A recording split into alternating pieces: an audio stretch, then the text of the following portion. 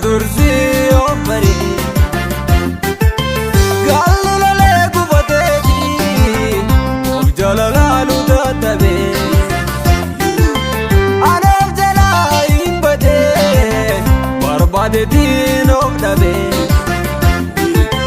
barwaren tutugani kille daga daltu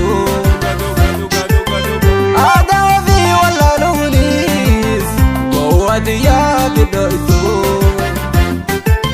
jaman nur dubeleji imadavi izageti elebotu damade ya oromo charage salamuri dubitanapo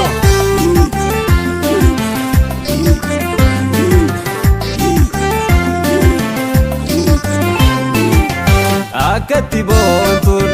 sabon kadem tu onde da bute